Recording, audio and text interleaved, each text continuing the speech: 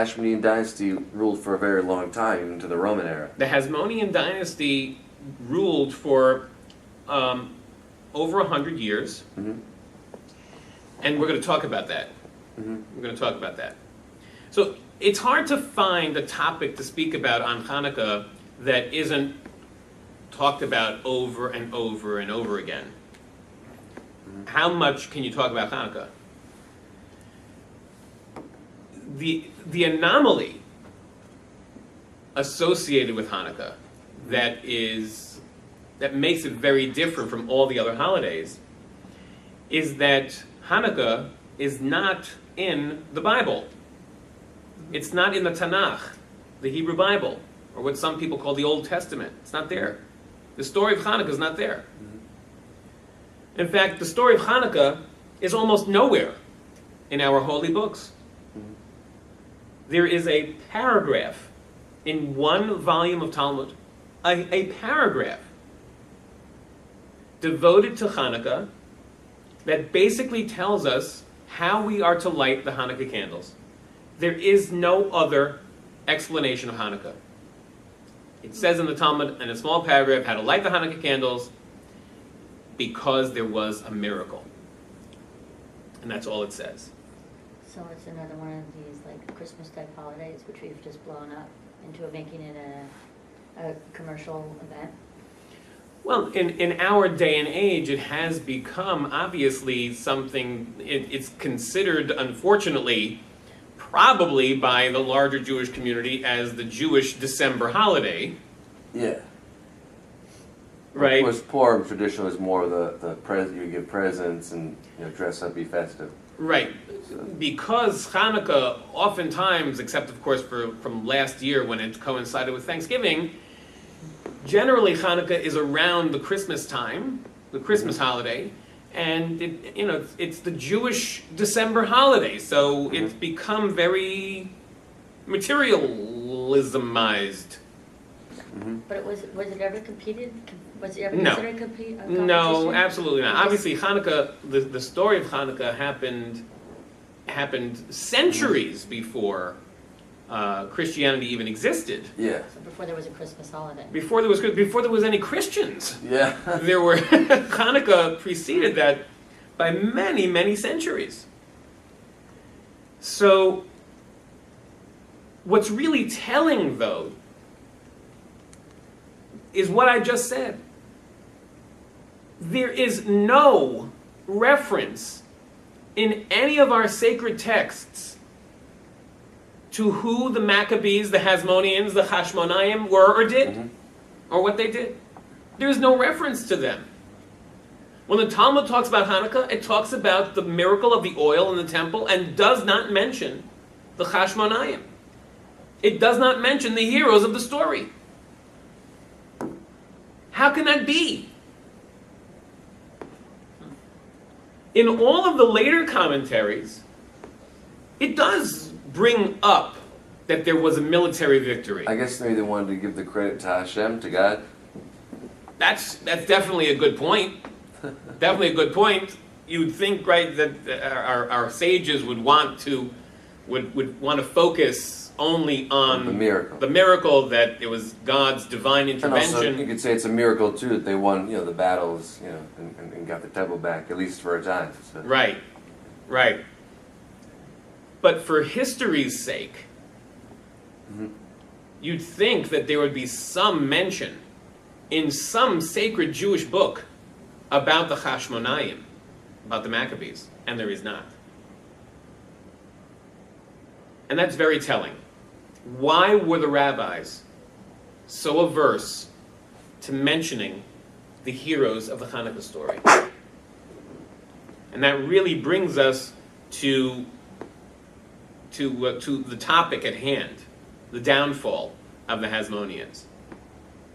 Because it was because of that downfall that the rabbis of the Talmud, the sages of the time, refused to attribute any mention of these people in association with this holiday. Of those people, meaning The Hashmonaim, the Hasmonians, the Maccabees. And when did it become the Maccabees? How later? How much later? I don't know what you mean by that question. Like, if you were a Hasmonian, you were also... Yeah, it was a Maccabean. nickname. Oh, okay, got It it. was a nickname. I'm sorry, so it was the same time. I mean, The it word was- Maccabee is an acronym. Mem, Chaf, Bet, Yud, that stands for Mi Chamocha Bo'elim Hashem. Who is like you among the strong, the mighty, O God? That was their battle cry. They were known as the Maccabeim because their battle cry was Mi Chamocha Bo'elim Hashem. Who is like you among the mighty, O God? Meaning, we're fighting for God's sake. That was their motto, and that's why they were known as the Maccabeim. But they were Hasmonians. They were a specific family of Kohen priests who lived in the central part of Israel. I happen to have been near their tombs just a week ago, near the big city today of Modi'in. That's where they were from, the Modi'in region of Israel. And you can go to their graves today if you wanted to. So let's just think for a second what it was like to live at the time of the, just prior to the Hanukkah story. Prior to the Hanukkah story. Because only when we understand the history and the politics of what was going on at the time can we really understand what was going on intrinsically with the Maccabees themselves. So Alexander the Great, the king of the Greek Empire, died when he was 32 years old. After having amassed all of this land underneath his tutelage. And Israel was basically stuck in the middle of a three-way civil war when Alexander the Great died. A three-way civil war between the inheritors of the Greek Empire. It happened to be that the Seleucid Greeks, the Syrian Greeks, under the direction of a general known as Antiochus, he believed that if he were to be able to take over Israel because of its strategic ports on the Mediterranean, that he would be able to overpower all the other factions that were inheritors of Alexander the Great's empire. So he wanted to conquer Israel. He wanted to make Israel part of his empire so that he would have the upper hand as far as the port goes, the Mediterranean. So what did he do? What was his first course of action? I got to get all these people behind me. I got to convince all those Jews that I'm the be-all and end-all. So how am I going to do that? I'm going to make it so that they can't practice their Judaism anymore. And by default, they will become part of my larger Greek empire. Now, it's very important to understand why he thought this was going to happen.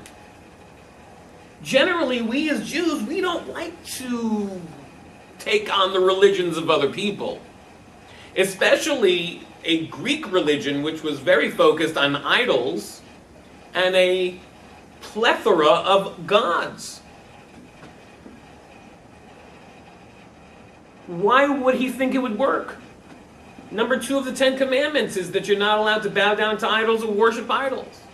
Why would he think the Jews would go ahead with this? Well, it was very interesting because the rabbis, the sages at the time, they held Greek culture to be one notch below the holiness of Judaism. They believed that the Greek language was one notch below the holiness of Hebrew. They looked at Greek culture and Greek philosophy with admiration. Was Hebrew the vernacular at that time? Yes, Hebrew was the vernacular at the time in Israel at the time. Okay. And even if it wasn't the vernacular, it could be that they were speaking Aramaic. Yeah. It could be, but it doesn't matter. Hebrew was the holy language, and it was always used for learning purposes and for prayer, and whatever holy. Yeah, it's like Latin for the Catholics. Right. He spoke Hebrew. Who? This gentleman you're speaking. Antiochus? I doubt it. Okay, so he just spoke Greek. He spoke Greek or Aramaic. Aramaic. Aramaic was a very popular language at the He time. said Latin, but I guess Latin is Aramaic. No, Latin is the Roman language. Right. But the Aramaic people- is more of a Middle Eastern language. Right. It was the predecessor to the Persian language. Farsi. Yeah. So anyhow, so the rabbis, the sages of the time, our great sages, held Greek culture and philosophy with admiration because it was a system of law, it was a system of sophisticated intellectual pursuit of spirituality and of philosophy and of understanding. So even the rabbis looked at Greece as a real partner outside of their focus on the perfection of the physical form, which was definitely something that our sages were against. Nonetheless, there was a seeing of closeness between Judaism and Greek philosophy. Unfortunately, because of that closeness, there were a lot of Jews who took it too far, and they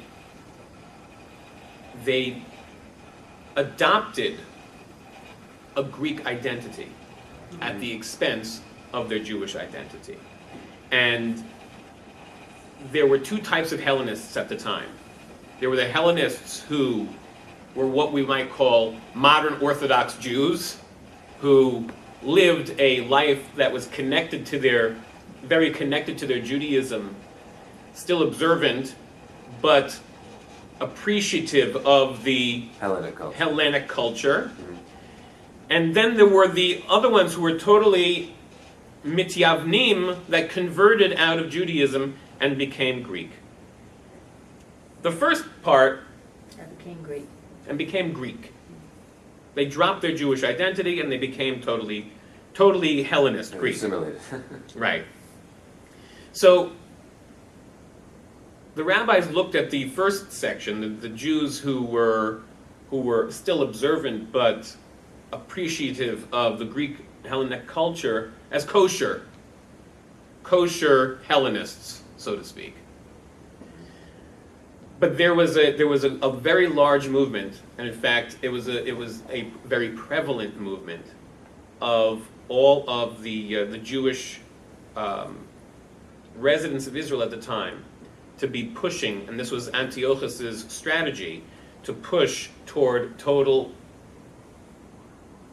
uprooting of one's Jewish identity and replacing it with Greek.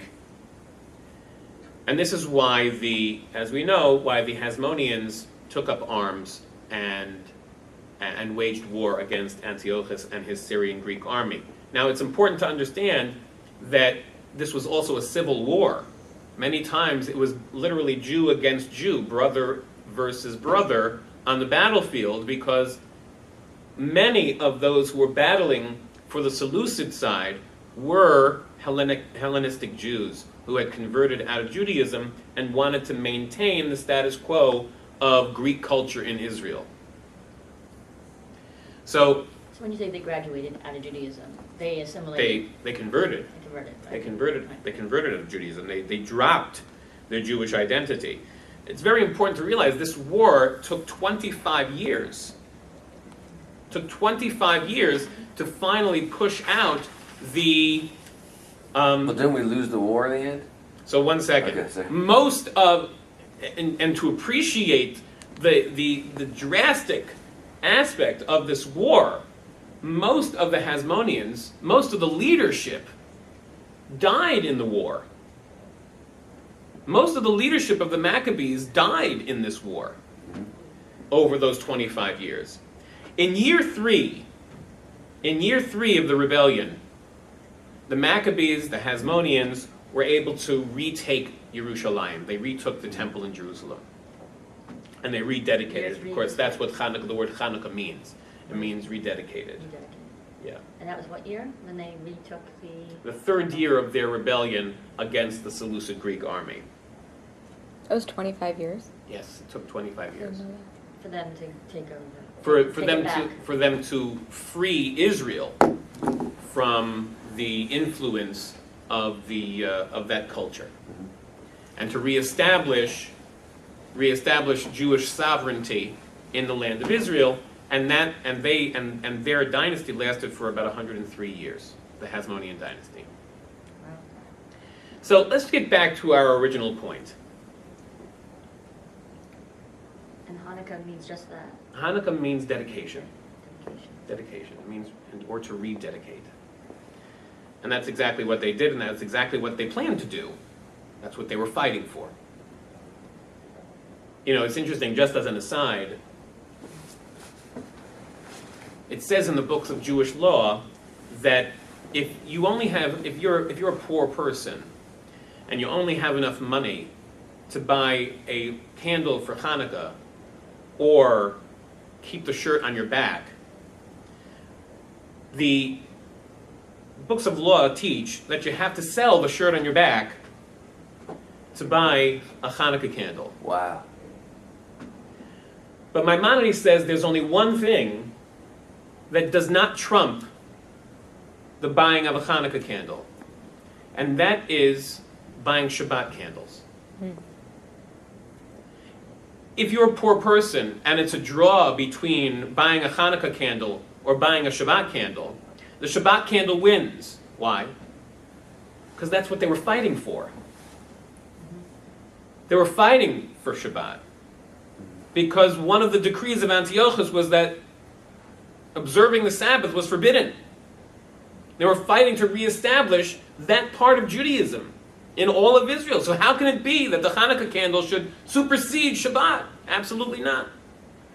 So we pay for our Shabbat candles instead of our Hanukkah candles, just as an aside to understand where we're coming from here. Or is it the same kind of candle? Yes, it can be. It can be the same kind of candle. You know, a candle in those days was a bowl of oil with a wick sticking out of it. Mm-hmm. I don't know if you've ever seen those. The oil. Yeah, we have like something similar to that. Oil and... What? We have something similar. Right, but their lamps were like the old type of genie lamp type of thing. It was like this big, it had like holes in the side, and the wick stuck out of the hole. Yeah. Right, they filled it up with oil. A wick stuck out of the hole and would light it, like the genie lamp. Oh, yeah. Okay. That's what lamps look like at the time. So back to the subject. The Talmud does not mention the Hasmonians at all. And here they are, the heroes. We wouldn't be here. You get it? We wouldn't be here observing Judaism in any way, shape, or form had it not been for them. All of Israel would have totally assimilated into Greek culture because that's the trend. That was the trend then. And it was easy because we so much appreciated the value they placed on thinking.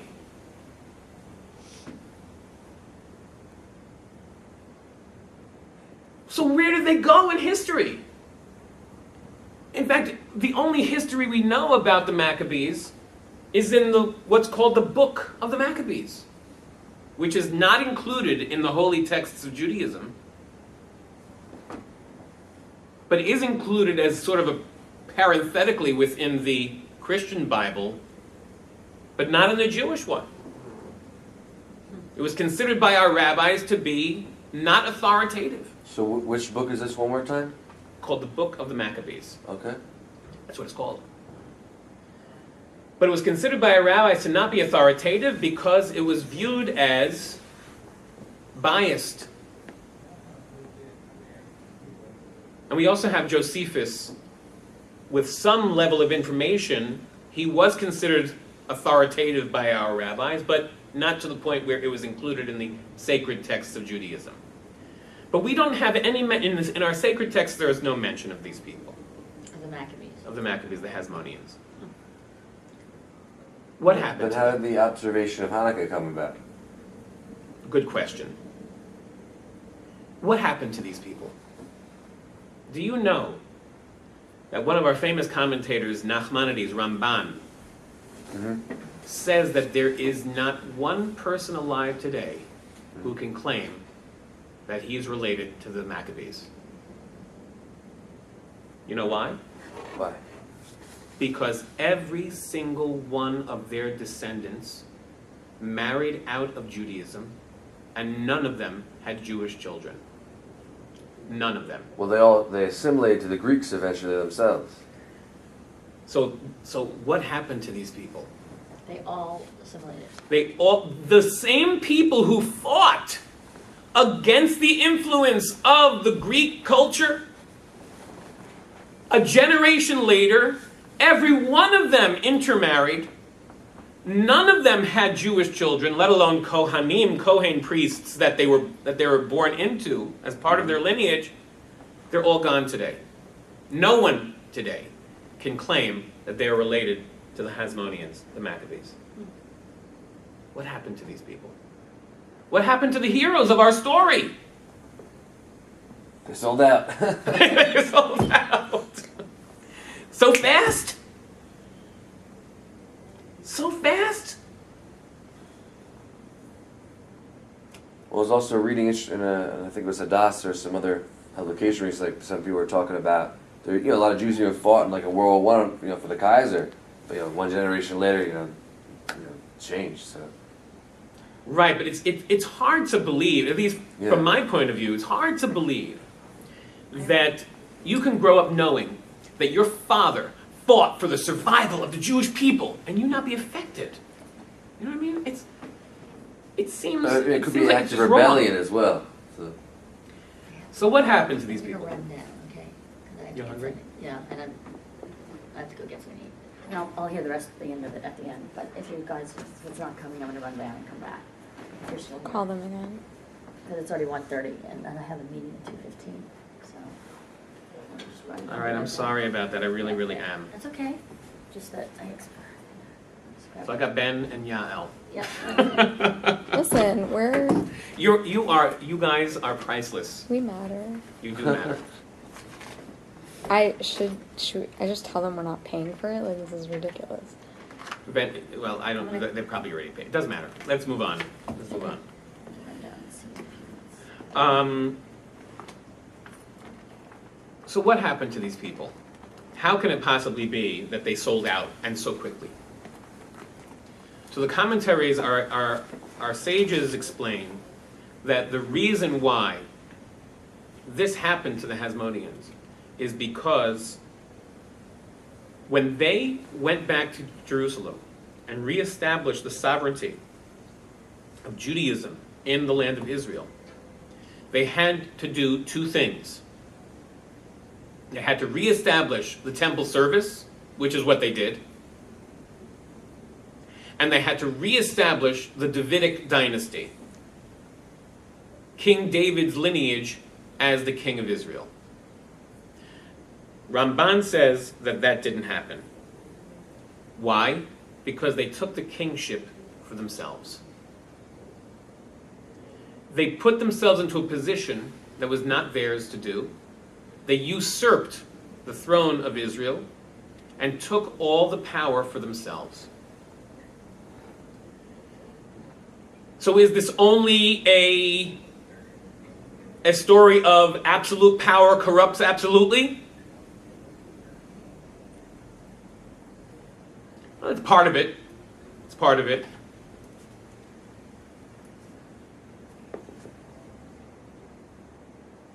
But what we really need to understand about these Hasmonians, the Hashmonayim, is it wasn't just that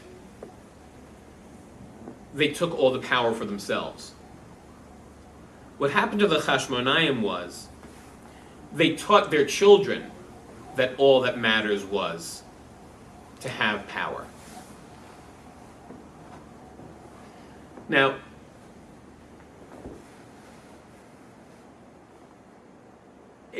I think it's really important to recognize that the Hashmonayim, and I know that people believe this, especially in our very open-minded liberal culture, that the Hasmonians were fighting for religious freedom. And that is so not true. The Hasmonians did not believe in religious freedom. They did not believe that Jews should have a choice of what they would believe. They believed that Jews should be and live Judaism, period, and nothing more and nothing else. There should be no freedom of religion. Mm-hmm. I would dare say that the Hasmonians were probably very, very intimidating people. It is no doubt that they were extremists. There's no doubt in my mind. There's no doubt in my mind that they were not open-minded people. They believed in one thing and one thing only for all of the Jewish people,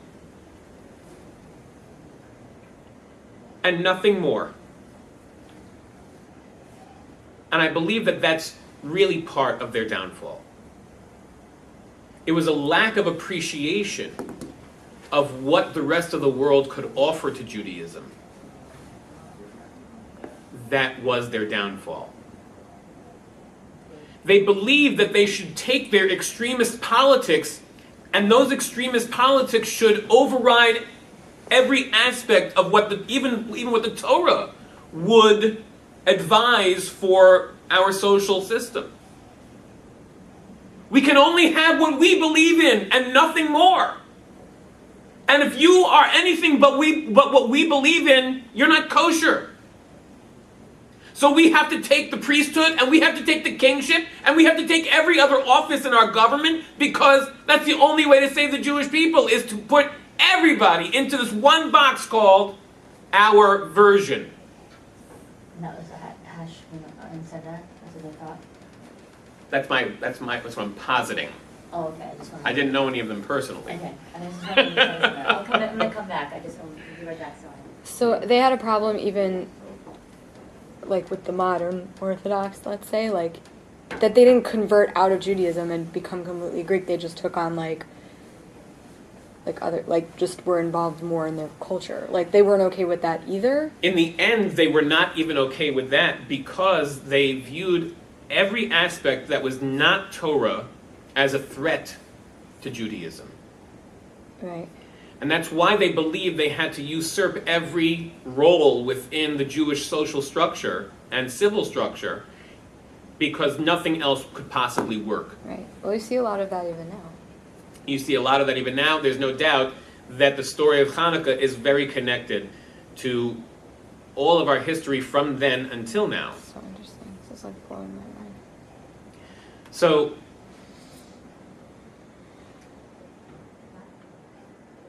what Hanukkah, what the downfall of the Hasmonians was, is that their extremism had its place. The truth is, they did save Judaism. They were the heroes.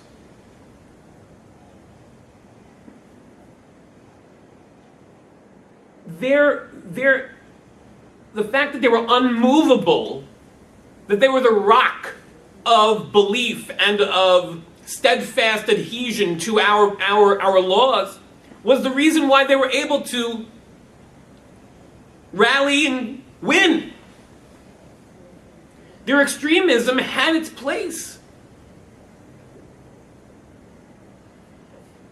But it was a moment of time in the larger history of humanity that it had its place. That moment is when it had its place.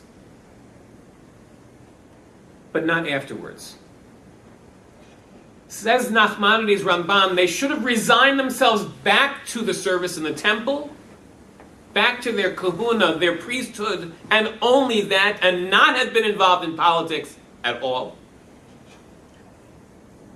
Because their extreme view of the religious structure spoke to their politics in a way that made it so that they couldn't appreciate anything else but who they were.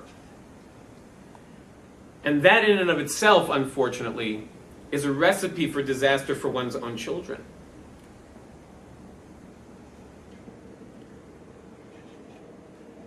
And it is the reason why, at that time,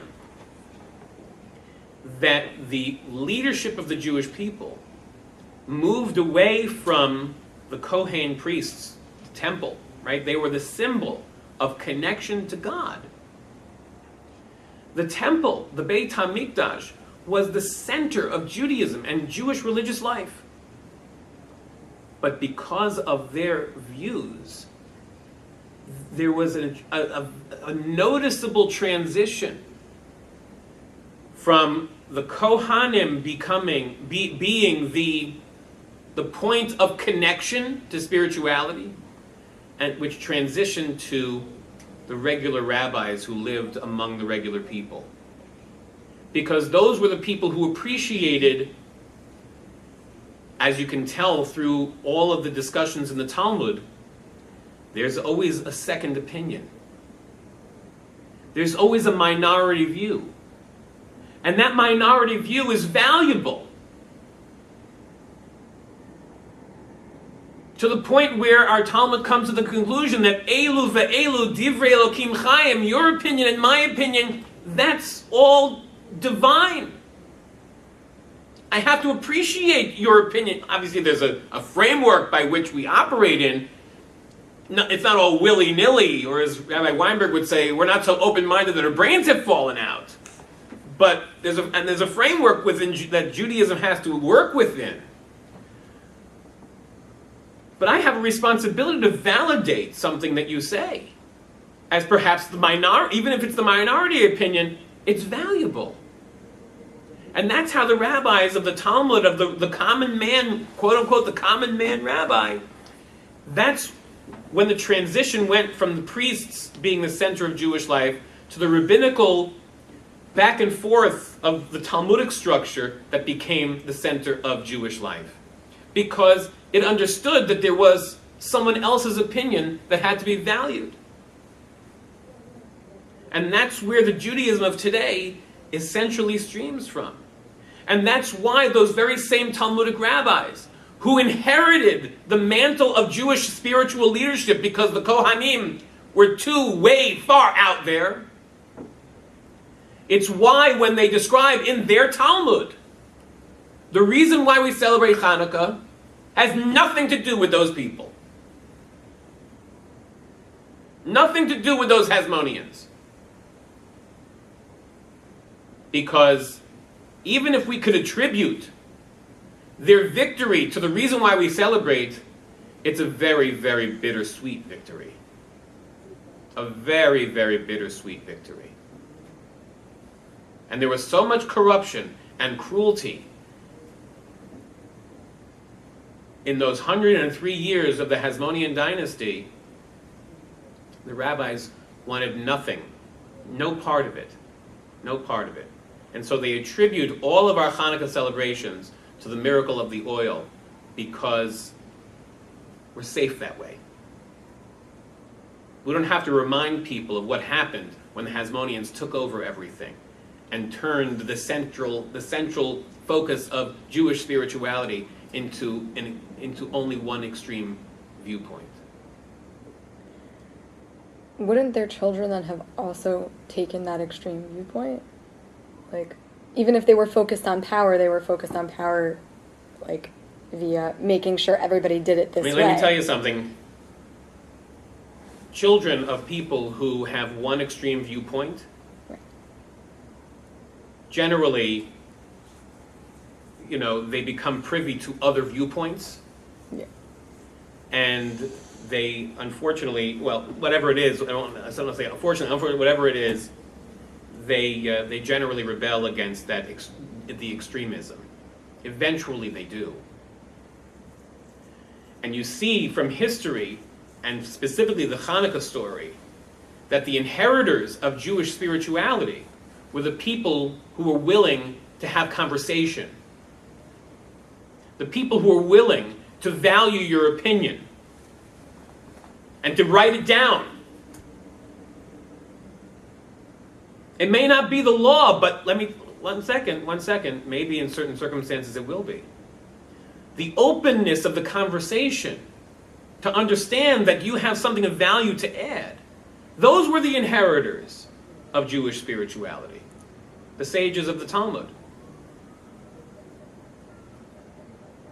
And not the Kohen priests, because they usurped every aspect of Jewish life on purpose to make it so that only their one extreme viewpoint was the only viewpoint. And that was the reason for the downfall of the Hasmonians. And that is the reason why the Talmud doesn't speak about them at all. And it's the reason why we almost never talk about, in Hanukkah, the military victory. We only talk about it as juxtaposed to the concepts of being a righteous person. So that's essentially the schmooze. I thought it was an interesting topic that many people probably don't consider when they're thinking about Hanukkah. Mm-hmm. But it happens to be a message that is so important to this very day, Yeah. to understand that the way Judaism survives is by making sure that we're open to the conversation and to value the viewpoint of the person sitting opposite us. Alrighty, I'm sorry that we don't have any pizza.